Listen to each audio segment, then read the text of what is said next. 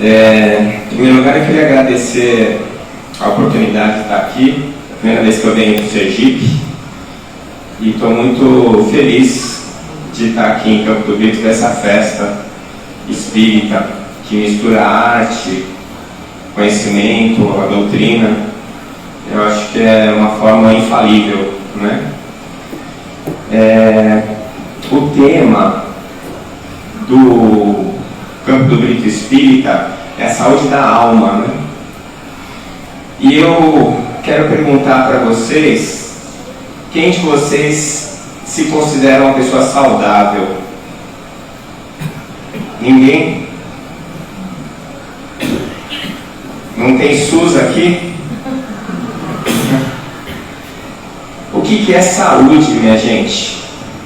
O que é saúde? A gente precisa fazer essa reflexão antes de qualquer outra coisa, porque a gente está inserido num mundo, numa sociedade que tem uma visão muito estreita do que é saúde. E nós, mesmo nós que nos consideramos espiritualistas e os espíritas que estudam e conhecem a existência da reencarnação, da multiplicidade dos mundos, das vidas, do ciclo que é a reencarnação, em que nós temos momentos em que estamos encarnados vivendo no plano físico, momentos desencarnados. Nós que somos evolucionistas por natureza e que pensamos na evolução do espírito e no nosso aprendizado, no nosso desenvolvimento, nós ainda temos uma visão bastante míope do que é ser saudável. Certa vez, falando sobre saúde, me perguntaram como é que eu explicava Chico Xavier, um homem que foi doente a vida inteira e tão evoluído espiritualmente. Bom, eu não tenho notícia de nenhum indivíduo, fora Jesus, que tenha sido tão saudável quanto Chico Xavier. Mesmo fisicamente, um homem que trabalha até os 95 anos, entrando madrugadas adentro, psicografando livros e mensagens espíritas.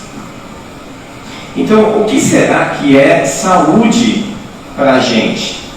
Bom, a Organização Mundial de Saúde, ela diz o seguinte, que saúde não é apenas a ausência de doença, mas o perfeito bem-estar biopsicossocial. Ou seja, estar doente ou não significa ser saudável ou não. Isso quem disse é a Organização Mundial de Saúde. O que interessa é que você esteja bem, em equilíbrio biológico, social e psíquico. Bom, a medicina que é feita hoje, e a medicina da qual nós nos servimos, porque eu sempre digo isso, o que existe na sociedade e que serve à sociedade é exatamente aquilo que a sociedade pede. Nós temos o governo que nós pedimos, nós temos a assistência médica que nós pedimos. A verdade é que o próprio Espiritismo me explicou isso, me ensinou isso. A gente tem mania de terceirizar todas as nossas dificuldades, porque é muito mais fácil dizer que o outro é que é culpado do seu desespero do que você assumir os seus erros e fazer alguma coisa para mudar, não é? Então, qual é a saúde que nós buscamos e que nós exercemos hoje, eu como médico exerço? Quem é que vai no médico se não está doente? Alguém aqui vai? Às vezes as mulheres vão, né? Para fazer o preventivo. Agora os homens estão começando aí para ver a próstata. Vão morrendo de medo, não conta para ninguém, né? Mas vai. Então o que é isso? Isso é um começo de uma medicina da saúde. Porque a medicina que a gente faz hoje é a medicina da doença. Então, mesmo quando você vai procurar um serviço de saúde, você vai no seu médico, você espera que ele faça o quê por você? Que ele corrija algum desconforto, alguma doença física. Ou mesmo se você está indo fazer um preventivo, você quer que ele evite que você tenha câncer de colo de útero ou câncer de mama. Ou se você é homem, você quer que ele evite que você tenha câncer de próstata. Ou seja, você está indo lá para fazer a manutenção do seu corpo biológico. E só. E só. O aspecto psicológico ainda é bastante desvalorizado pelo médico. Tanto que quando ele percebe que o paciente não tem ainda um distúrbio biológico, ele fala o quê? Olha, você não tem nada, vai procurar um psicólogo. E o próprio paciente já fala isso. É do nervo, né, doutor? Isso é coisa da minha cabeça, é nervoso. Na minha área, né, todo mundo tem gastrite nervosa. Né? Acalma a gastrite. Mas para acalmar a gastrite tem que acalmar o paciente. Né? O remédio não acalma o paciente, ele só tira a dor. Então, quando você vai no médico, a medicina que a gente pratica hoje é só a medicina do corpo biológico, não é uma medicina que pensa no psíquico, muito menos no social. Né? Agora, será que esse conceito é um conceito completo? Com certeza não. A própria Organização Mundial de Saúde fez uma proposta de extensão desse conceito para colocar, além do biopsicossocial, o ecológico e o espiritual. O ecológico por razões óbvias. Todo mundo sabe que o que está acontecendo no meio ambiente influencia a nossa saúde. Se você estiver num lugar muito seco ou muito úmido, são doenças diferentes que vão te acometer. Se você estiver num lugar poluído, se o ar que você respira é de baixa qualidade, se a água que você toma é ruim, você vai adoecer. Então, esse aspecto ecológico não tem muita discussão. Mas o aspecto espiritual? O aspecto espiritual é um grande problema para eles hoje. Para eles que eu digo, para os médicos materialistas. Por quê? Porque já está provado cientificamente que quem acredita em Deus vive mais e vive melhor. Inicialmente falava-se da religião, mas não é a religião que faz você viver mais e melhor. É a crença em Deus. Porque você pode estar vinculado a uma religião e a sua vida ser exatamente igual àquele que não vai e não frequenta nenhuma agremiação religiosa. O que ficou bem claro para os cientistas é que o fato de eu ter a convicção de que existe um Deus, o fato de eu ter a convicção de que a morte não é o meu fim, que existe uma vida após a morte, isso aumenta a minha resiliência e o meu coping. O que é isso? A minha capacidade de enfrentamento das dificuldades e a minha força para superar as dores e as dificuldades. Viktor Frankl falou que o que mata o ser humano é o sofrimento sem sentido. Se você está passando por uma provação e uma dificuldade, mas você sabe que aquilo vai trazer para você alguma recompensa no futuro, você faz às vezes com prazer. O sacrifício que nós fazemos pelos nossos filhos, por exemplo. Às vezes você está fazendo alguma coisa que está te trazendo uma dificuldade, um sofrimento, uma privação, e você pensa assim, não tem problema, isso vai ser bom porque vai fazer com que meu filho cresça melhor, seja mais feliz. E você encara aquilo de uma maneira completamente diferente do que se você tivesse que passar pela mesma situação e aquilo não tivesse sentido nenhum para você. Então eu estou passando por isso, mas isso não vai trazer nenhum benefício para mim nem para ninguém que eu amo. E aí esse sofrimento é muito mais doloroso, muito mais difícil de passar. Então, quando nós acreditamos em Deus, nós vivemos melhor. E os trabalhos mostram que quem acredita em Deus vive em média 7 anos mais que a maioria da população. Adoece menos, é internado menos vezes durante a vida e quando fica doente se recupera mais rápido.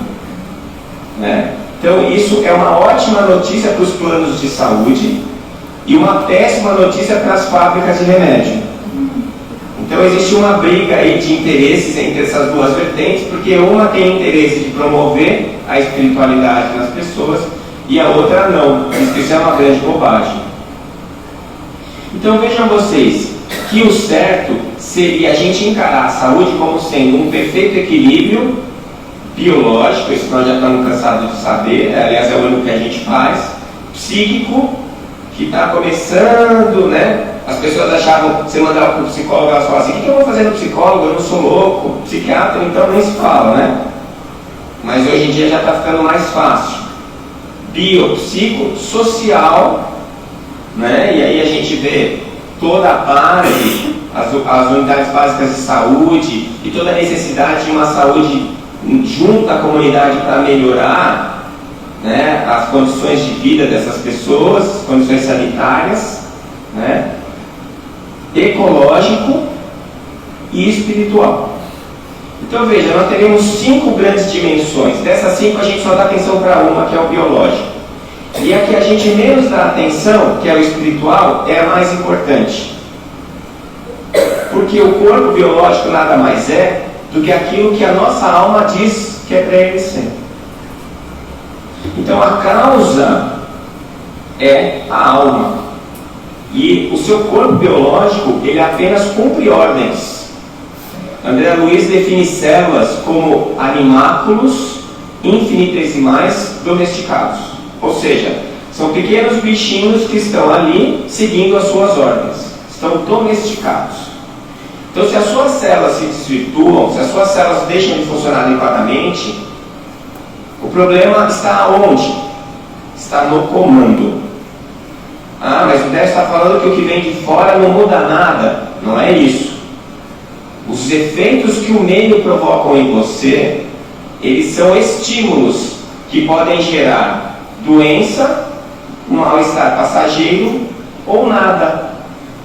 Quantas vezes aconteceu na sua casa de alguém ficar muito gripado de cama, um outro fica meio ruinzinho e você não sente nada?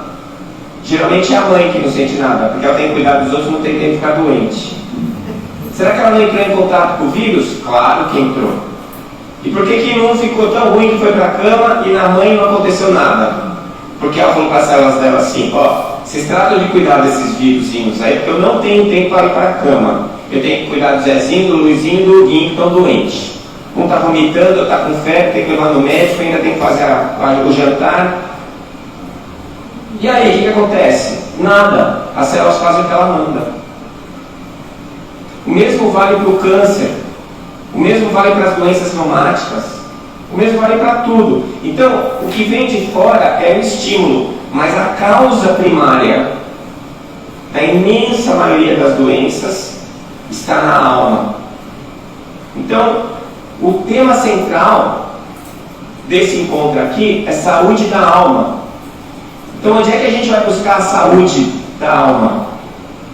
Como é que a gente vai fazer a nossa alma ficar rígida, ficar saudável? Vou colocar um ponto para vocês refletirem. Eu tenho falado muito disso, já tem gente incomodada porque eu vou falar, mas eu acho que a gente tem que colocar a opinião da gente. Quando você está doente, você vai procurar um médico. O médico vai te examinar, vai fazer um monte de exames, vai te dar um remédio. O remédio não funciona. Aí os exames vêm, você leva no médico e ele fala que você tem uma doença grave. Você vai ter que fazer uma cirurgia ou algum tratamento muito difícil que vai te trazer sofrimento. Aí o que você faz? O que vocês fazem? Vai no centro espírita? Toma passe? Está errado? Não, de jeito nenhum. Mas se o médico fala assim para você, olha, não tem cura, é um câncer, não dá para operar, você vai morrer disso. Aonde é que você vai buscar a cura? No centro espírita. Mas você vai lá para curar a alma? Você está indo lá para quê? Para encontrar uma cura milagrosa e que venha um anjo do céu, de preferência o próprio Jesus, e tire o câncer de você. Gente, vamos pôr a mão na consciência, eu estou mentindo ou estou falando a verdade? Então, quando você está doente, você vai no médico. Se não funciona, você vai no centro. É ou não é? E você está buscando a saúde da alma lá?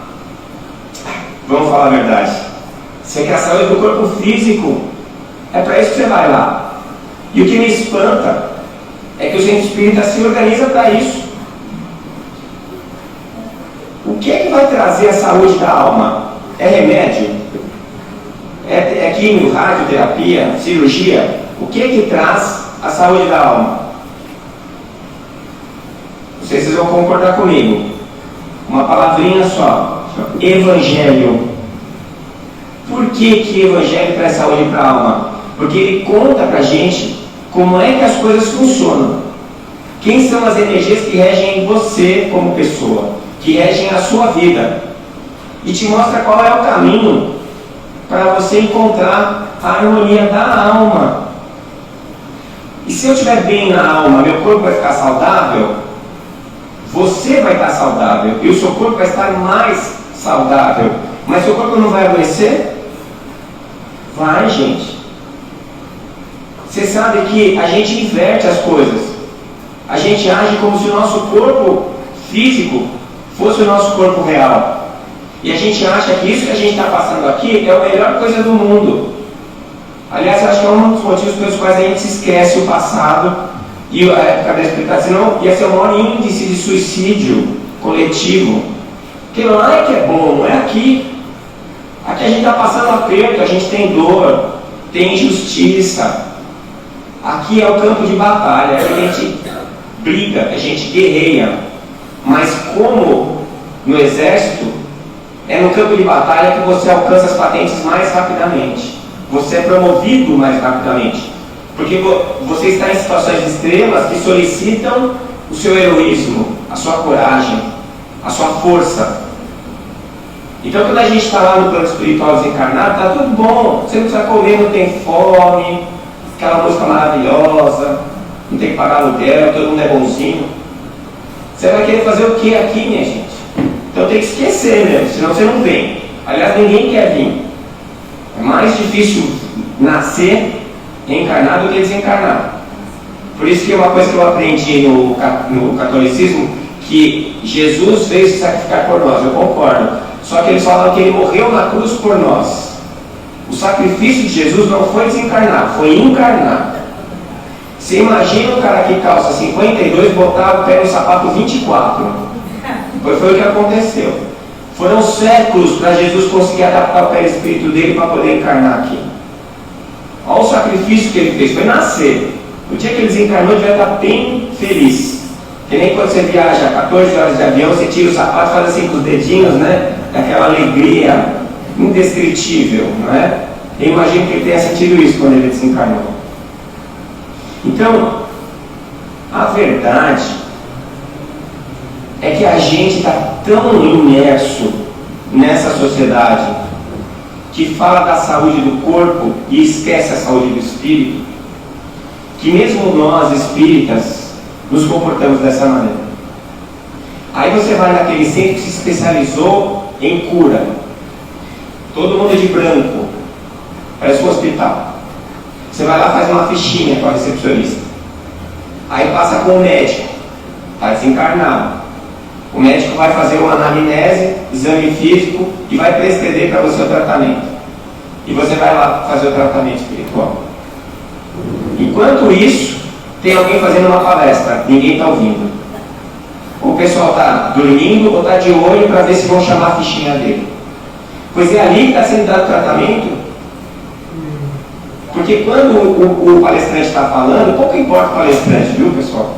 Pode ser um cara bom, pode ser mais ou menos, pode ser uma droga. Mas o que ele está fazendo é abrir as portas para a espiritualidade, magnetizar o ambiente e sintonizar todo mundo. E aí você começa a receber informação que ele não está falando. Você começa a entender coisas que nem ele, palestrante, está pensando. Mas é o que você tem que aprender. É o que você tem que falar. Gente, veja aí. E o palestrante acabou quando ele aprende a importância da palestra. Fala assim, eu não quero que minha palavra seja boa, eu não quero que ela seja fluida, eu quero que ela abra as consciências. E aí o resto é com vocês. Porque quem manda no seu corpo é a sua alma. Isso se chama livre-arbítrio. É uma lei natural, uma lei universal, uma lei divina. E ninguém interfere nessa lei, nem Jesus interferiu. Porque se ele interferisse, quando acontecia as curas, ele ia falar assim, olha, eu te curei, mas agora você se comporta. Era isso que ele falava? Não, ele falava, a tua fé te curou. Vai, não peques mais. Pecado é uma palavra que significa errar o alvo. Você errou o alvo. E o que ele fez foi viabilizar a sua harmonização.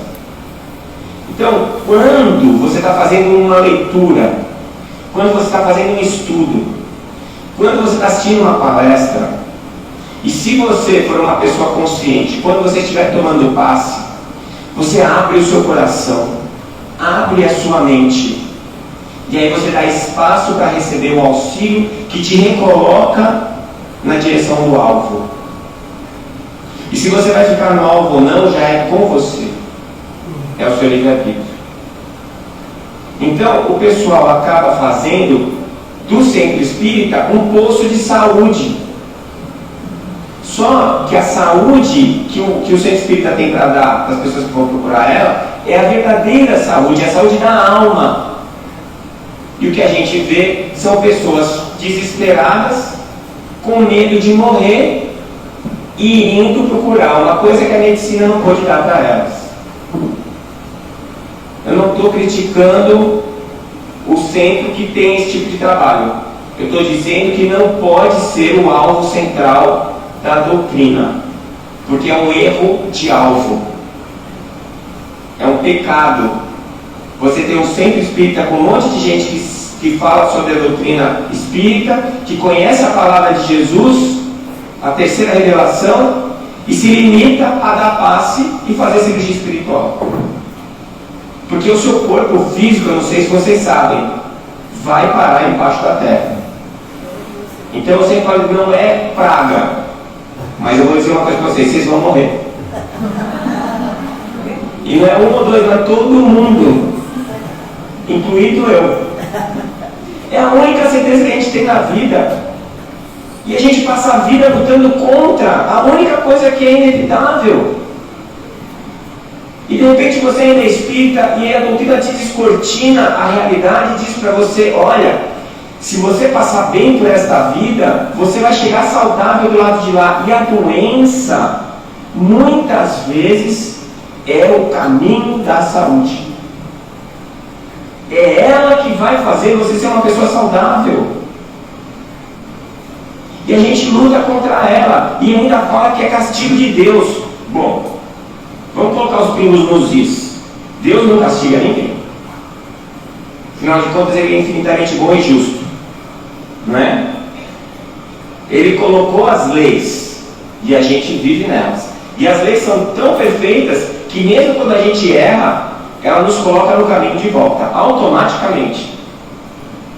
E a doença nada mais é do que este efeito das leis divinas que estão nos colocando de volta para o mesmo caminho, o caminho da verdade, o caminho da evolução, o caminho da felicidade.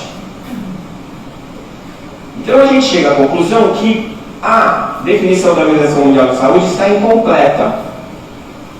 Mesmo se ela fosse estendida, ela estaria incompleta, porque é uma visão materialista, é uma visão de fora para dentro, não é uma visão de dentro para fora.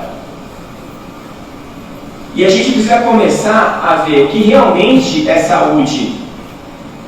Se nós mudarmos o paradigma, sairmos do paradigma materialista para ir para o paradigma espiritualista, nós vamos encontrar uma definição de saúde que é perfeita. E quem nos traz essa definição é Emmanuel. A definição que Emmanuel nos traz de saúde é: saúde é a perfeita harmonia da alma. Se a alma está em harmonia, você é saudável.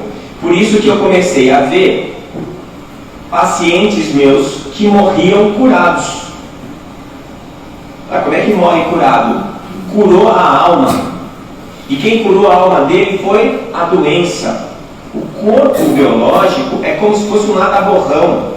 Ele é um dreno. Ele é constituído pela nossa vivência no plano físico, para as nossas experiências e aprendizados, e todas as energias maléficas e desestruturantes que nós geramos durante as nossas vidas, elas acabam sendo drenadas, purgadas através desse corpo biológico. E é por isso que quando você vai no centro espírita, por mais fé que você tenha, às vezes a doença biológica continua lá. Porque ela não está lá para te punir, ela está lá para te curar. Ela não está lá para te matar, ela está lá para te reviver para a vida de verdade, que é a vida eterna, a vida espiritual. Então não vamos mais lutar contra as doenças. Claro que nós vamos. A doença, ela vem para ser vencida, para ser combatida, mas de uma maneira produtiva.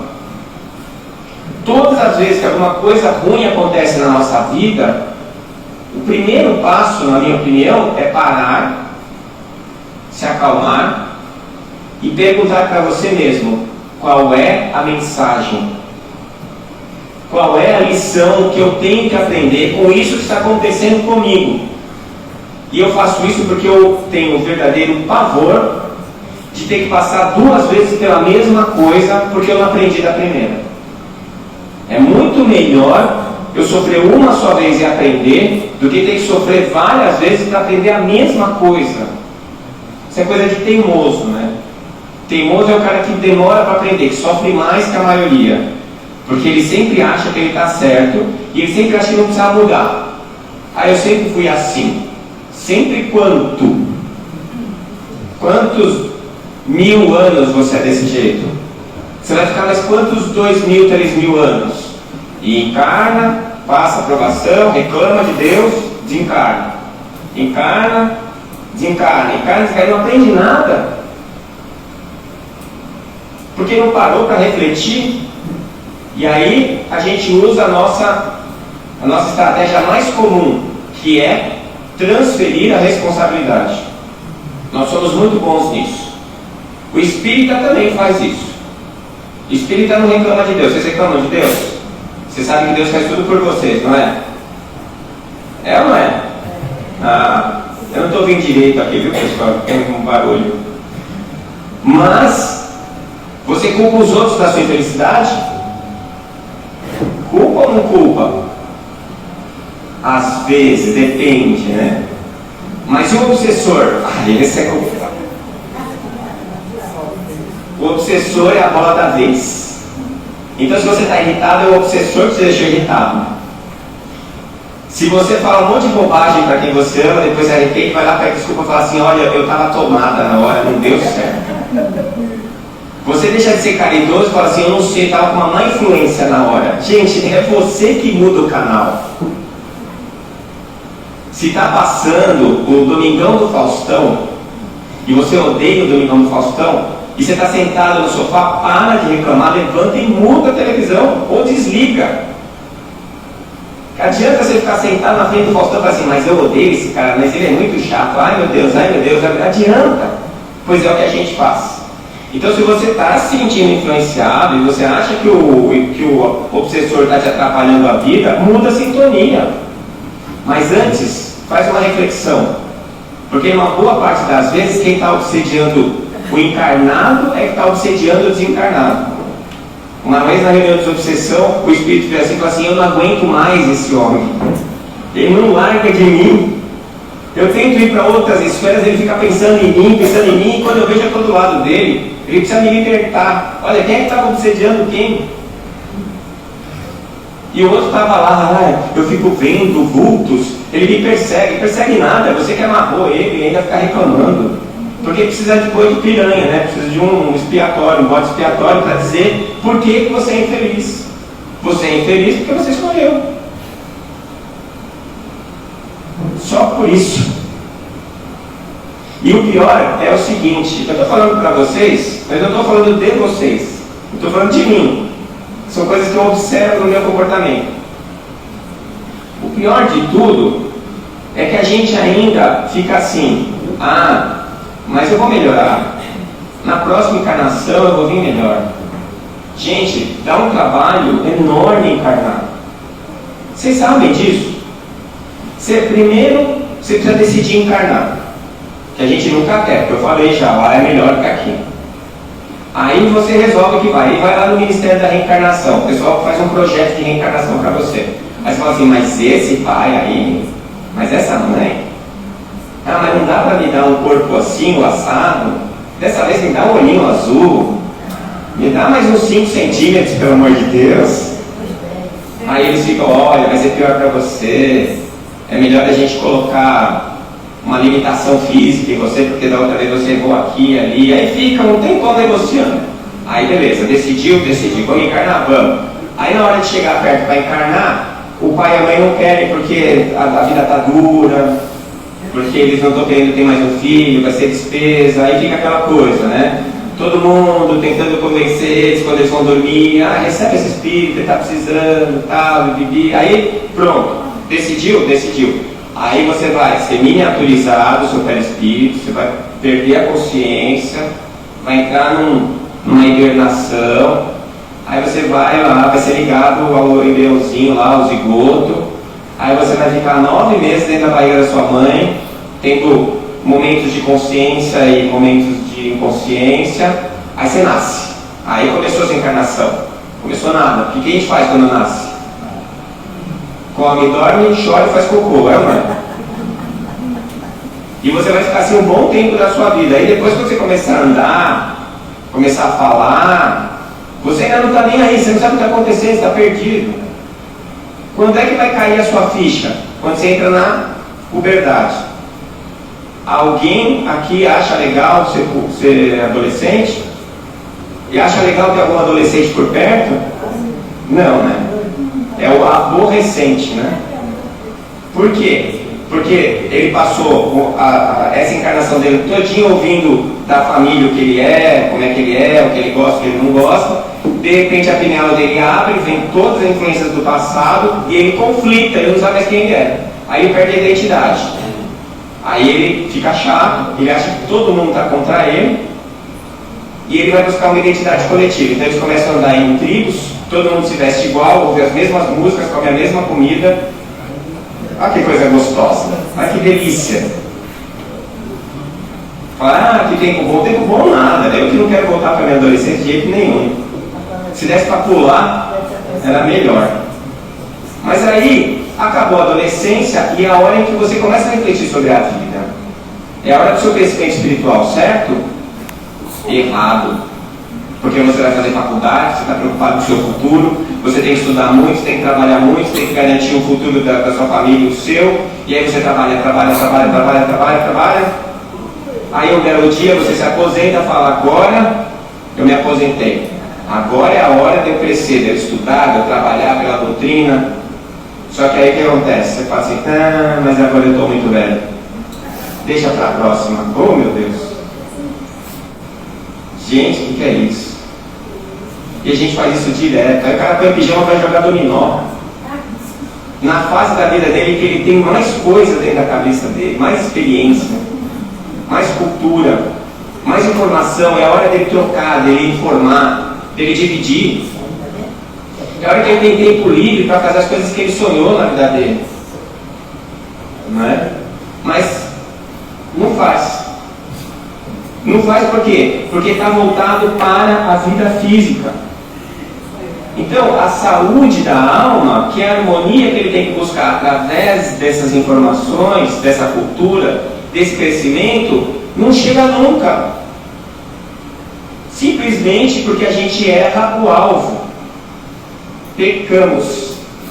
Então, quando Jesus falava para não pecar, não erra o alvo, meu filho. Você está tirando para o lado errado. Está desperdiçando a munição. É isso. E a gente, quando erra, não precisa do perdão de Deus. Porque só precisa perdoar quem se ofende. E Deus não se ofende. Você precisa do seu perdão. Porque o que te faz adoecer é a culpa. Assuma as suas responsabilidades e corrija os seus erros. Abrande, diminua o tamanho do problema que você criou. Mas não se culpe, porque a culpa paralisa. A culpa faz a gente ficar sentado, chorando, se martirizando. Isso não serve para nada, nem para você, nem para quem você ofendeu. Mas a responsabilidade sim. É assim que se educa, não é? Se toda vez que seu filho fizer uma sujeira, você bater nele, dizer que ele é culpado, e ele for pequenininho, 2, 3 anos, ele não vai entender nada, vai se sentir oprimido, agredido, e você não está ensinando nada para ele. Mas se também toda vez que ele fizer alguma coisa errada, você não fala nada com ele, vai lá e conserta o que ele fez, você também não está ensinando nada para ele. Você tem que ensinar para ele que tudo que ele faz tem uma consequência, e que essas consequências são de responsabilidade dele. Então ele sujou, vai lá, explica, olha meu filho, você sujou, viu? E agora? Como é que nós vamos fazer? Vamos limpar? Vai com ele lá, pega o pano, pega o produto para limpar, vai junto com ele lá e ajuda ele a limpar. E ele vai aprender que ele fez, ele conserta. Sem bater, sem agredir, sem pôr de castigo. Nós precisamos disso nas nossas vidas. Mas a gente está inserido nessa coisa da culpa, de que Deus pune. Essa palavra, eu sou temente a Deus, de onde vem? Eu tenho medo. Como é que a gente vai ter medo de alguma coisa, porque acho que Deus não é uma pessoa, né? Infinitamente bom e justo. Como é que a gente vai ter medo? Que Deus é esse? E aí a gente faz essa divisão assim. A gente faz tudo na nossa vida dual. Então é o bem versus o mal, não é? Quem é que vai ganhar, o bem ou o mal? É Deus e o diabo. Bom, isso não existe. Porque o mal é apenas a ausência do bem. O que é a escuridão? É o contrário da luz? É a ausência da luz. Se tiver tudo escuro e você acender um fósforo, o fósforo afasta a escuridão. Mas como a escuridão vai afastar a luz? Não tem como. Então não existe a luta entre o bem e o mal. Existe o mal, que é a ignorância, é o desconhecimento. E aí o desenvolvimento, que é a informação, o crescimento da consciência, que a partir do momento em que vai tomando consciência do que existe, vai diminuindo a parte ignorante e aumentando a parte produtiva, a parte brilhante. Então, o mal, ele só existe onde não existe o bem. E ele deve ser rechaçado com a luz, com o amor, com a gratidão, com o único método eficiente de ensinar, que é exemplificar. Por isso, a grande responsabilidade de cada um de nós, que sai da sua casa no domingo, passa um sábado, um domingo, assistindo uma palestra, indo num evento, que usa o teu tempo livre para fazer leituras edificantes, você está ganhando um ponto, e junto com esse ponto vem um compromisso. O compromisso de você ser um exemplo. E não tem como fugir disso. Fala assim, mas eu não sou ninguém, eu não sou presidente de centro, eu não faço nada, eu sou só uma pessoa comum que vive. É ali que estão os focos de luz que realmente produzem alguma coisa. Porque se você está num ambiente familiar, por exemplo, e você tem um comportamento saudável, você vai exemplificar esse comportamento para as pessoas que estão ao seu redor. E principalmente quem está vindo, os que reencarnaram depois de você. E vão olhar para você e dizer assim, olha, tá vendo? Essa pessoa é o jeito que eu quero ser. Ela se comporta da maneira como eu acho que ela tem que se comportar. E aí você vai estar sendo o fósforo, que mesmo com a chama pequenininha, está iluminando aquela escuridão, está afastando aquela escuridão. Na hora que a gente traz o conhecimento afasta ou elimina a ignorância. E é a ignorância que produz a dor, é a ignorância que produz o sofrimento. Então, minha gente, o que é ser saudável? Ser saudável é ser feliz. E nós só seremos felizes quando nós buscarmos a felicidade onde ela realmente está, que é na nossa alma, nos nossos sentimentos, na maneira como nós nos comportamos diante da vida. Quem busca a felicidade no mundo material não encontra a alegria, não encontra a felicidade. A alegria é aquela coisa forte, rápida, que acaba. A felicidade, ela é permanente. Uma vez conquistada, ela nunca é perdida. Por isso você pode ser uma pessoa feliz e estar triste. Você pode ser uma pessoa infeliz e estar alegre. São coisas diferentes. É igual amor e paixão. A paixão ela vem forte, arrebatadora, mas acaba. Se ela construir o amor, esse vai embora. A alegria é a mesma coisa. Nós vivemos de buscar alegrias. Então, você quer muito ter uma casa. E aí você fala assim, nossa, quando eu tiver a minha casinha, eu vou ser uma pessoa feliz. E passa a vida inteira, até um belo dia você conquista a sua casa. Nossa, é o dia mais feliz da sua vida. Você fica numa alegria, e arruma a casa, e bota tudo bonitinho, está feliz da vida. Daqui a um mês, você fala assim, puxa, mas a minha vizinha tem um quarto a mais. Se eu tivesse um quarto a mais, e aí começa, eu vou ser feliz quando eu tiver um quarto a mais. E aí você volta ao quarto. Depois do quarto é a piscina, depois da piscina aquela casa não serve mais, você quer um outro bairro, e assim vai. E sua mulher, o homem é com o carro. O dia que eu tiver o meu carrinho, meu primeiro carrinho foi o Fusquinha. Nossa, eu fiquei muito feliz com o Fusquinha. Aí cheguei na faculdade com o meu Fusquinha, parei ele todo bonitinho, parou um Monza do meu lado. Na época o Monza era o máximo. Um Monza, lá. Eu olhei pro meu Fusquinha, ele era até batizado, tinha madrinha, chamava Willy. Eu olhei pro Willy e falei, mas você tá mal você, hein? Não tem motorzinho, não tem lugar para sentar atrás, e assim foi. Aí um dia eu consegui comprar um carrinho melhor, comprei um Gol. Aí uma hora eu já queria um ar-condicionado, depois eu queria uma direção hidráulica, depois eu queria um câmbio automático, aí depois eu queria um banco de couro, depois eu quero um carro importado, uma Mercedes, uma BMW, não acaba nunca. Porque isso vai trazendo alegria, essas alegrias acabam. Por isso que o cara não para de roubar, mesmo depois dos 10 bilhões de dólares. Não sei se vocês repararam isso. Por que o político não vai lá, entra, fica rico e sai? Ele fica roubando até pegar nele, não é? Porque no primeiro 1 milhão ele acha que, nossa, já tem 1 milhão. No 2 milhões já não está tão feliz, aí ele precisa de 10. Aí ele vai aumentando as casas decimais, é 20, 30, 100...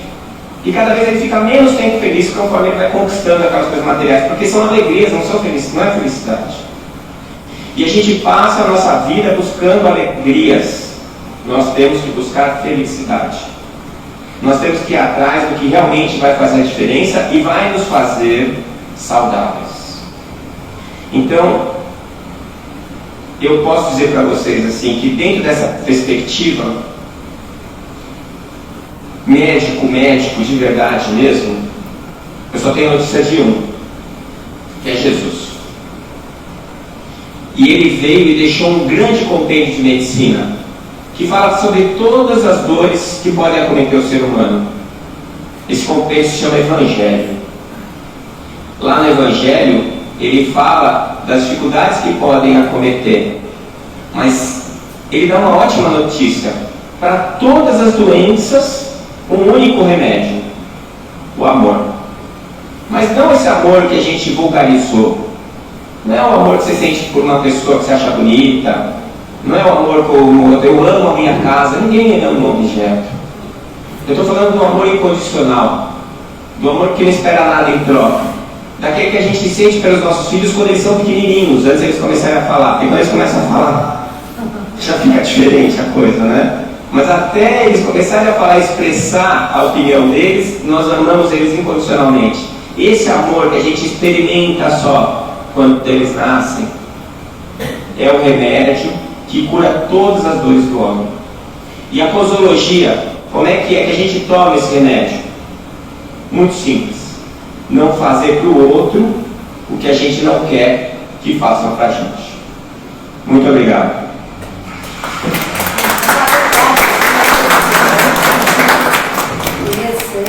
Rede Amigo Espírita. Onde ele estiver, receba a nossa vibração. Gostaram? Muito bom. Esse vídeo do Dr. Leandro, ele se encontra no YouTube. E a maior caridade que nós podemos fazer pela doutrina espírita é a sua divulgação. Então, divulgar coisas boas, coisas que vá trabalhar na cura do espírito, da alma, é uma caridade, inclusive, para nós mesmos. Então, eu tenho uma série desses videozinhos que eu guardo, e vira e mexe eu estou trazendo aqui para nós. Espero que, da mesma forma que eu gostei muito desse vídeo, a mensagem também que é chegado para vocês nessa proporção de cura da alma. Nós nos despedimos agora do pessoal do Instagram. É o momento do passo, não vamos poder continuar com a transmissão. Eu quero